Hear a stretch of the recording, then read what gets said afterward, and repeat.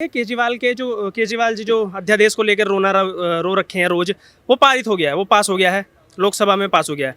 अब मैं ये जानना चाहता हूँ कि लोकसभा को मणिपुर के मुद्दे पर नहीं चलने दिया गया, विपक्ष ने लगातार हंगामा किया, और वहीं जब अध्यादेश की बात आई तो पूरा विपक्ष जो I.N.D.I.A है, इन्होंने सबके शांति से बैठे और उनको पूरा चर्चा तसल्ली से हुई है। मणिपुर पे क्यों नहीं चलने दिया इन्होंने? मणिपुर, इनको देश की समस्या से कुछ लेना देना है ही नहीं विपक्षियों को। मणिपुर तो एक बहाना था। मेन मकसद था मोदी जी को बदनाम करना। जब चर्चा के लिए संसद में बुलाए, आपने भी देखा कि मणिपुर पे चर्चा के लिए तैयार नहीं हुए और हंगामा करके संसद से बाहर निकलने का काम किया। और रही बात अध्यादेश की, ये अध्यादेश का बिल पास होना, ये दिल्ली वालों की जीत है, ये दिल्ली की जीत है, दिल्ली की जनता की जीत है।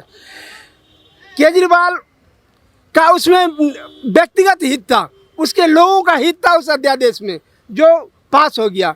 अब लीजिए, जब अध्यादेश का सिर्फ कोर्ट ने कहा था कि दिल्ली सरकार के पास है, तो केजरीवाल ने सबसे पहला काम पता है क्या किया था?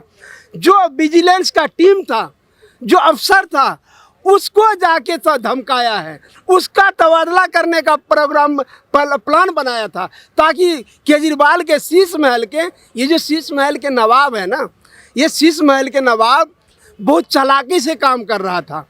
ये जाके विजिलेंस को धमकाने की कोशिश किया कि तुम रिपोर्ट सचिव को नहीं करोगे, गृह सचिव को नहीं करो, दिल्ली सरकार को करो। एक बात बताओ, चोर की इंक्वायरी अगर चोर को दे दिया जाए तो उसमें कितनी निष्पक्षता है, ये तो सबको पता है और दिल्ली की जनता भी समझ रही है। अब आइए कि अध्यादेश पास होने के नाम पे जो कांग्रेस पार्टी एक हुई है, आज कांग्रेस के दिल्ली प्रदेश के नेता तक असहज है। उन नेता से पूछिए दिल्ली के, जिसका कैरियर केजरीवाल ने चोर चोर कह के खराब कर दिया है। आज शीला दीक्षित का बेटा संदीप दीक्षित भी कह रहा है कि मैडम की सरकार थी तब भी इस तरह की जरूरत नहीं पड़ी थी, लेकिन केजरीवाल ने बहुत चीज़ गलत किया, यह अध्यादेश लाने की कोई ज़रूरत नहीं थी।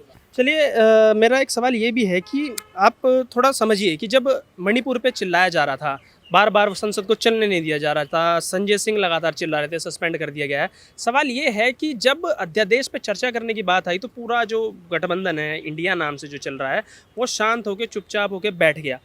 मणिपुर पे उसने चर्चा नहीं होने दी, तो क्या केजरीवाल से डरती है क्या पूरा ये जो गठबंधन है? केजरीवाल गठबंधन में है, एक डेढ़ सरकार के मामले में कहिए तो एक चौथाई मुख्यमंत्री है। ये इस गठबंधन को एक विस्तार रूप देना था इन सबको।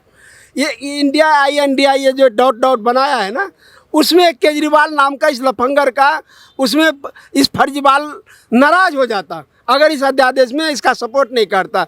ये जो गठबंधन है उसको विस्तार रूप देना था, ये था इनका। बाकी इनको देश से कोई लेना देना नहीं, केवल मोदी हटाने का इनका मकसद है। खजाना भरा हुआ, उसको किस तरह से लूटना है। चलिए, 2024 में क्या हो रहा है? राहुल गांधी वापसी कर रहे हैं, सदस्यता बहाल हो जाएगी 1-2 दिन में, जब भी होती है। 2024 में राहुल गांधी वर्सेस अगर PM मोदी होता है तो कौन जीतेगा?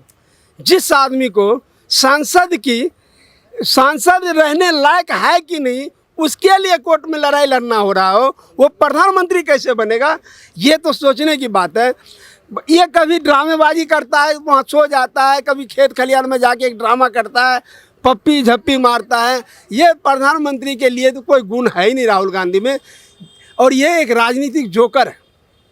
बॉलीवुड में जिस तरह एक जोकर होता है, ये एक राजनीतिक, जी सही कह रहे हैं मेरे भाई, ये मदारी है। लोग इसके भाषण नहीं सुनने जाते हैं। आपने देखा होगा 14 और 19 में भी भीड़ था, वो कोई वोट देने नहीं जाता है, ये इनको सुनने जाता है कि आजकल लोग के पास इतना टाइम नहीं है, फिल्म नहीं देखता, इससे कुछ नया जोकर ही मिल जाता है। अब बताइए, उल्टा सीधा क्या है, आटा को लीटर बिकवा देता है, असल में उसको कुछ पता है नहीं, तो क्या बोलेगा और कैसे वो प्रधानमंत्री बनेगा? चलिए, तो जनता का मानना सीधा है कि 2024 में राहुल गांधी PM मोदी के सामने नहीं टिक पाएंगे और भारतीय जनता पार्टी एक बार फिर पूरे बहुमत के साथ सरकार बनाएगी।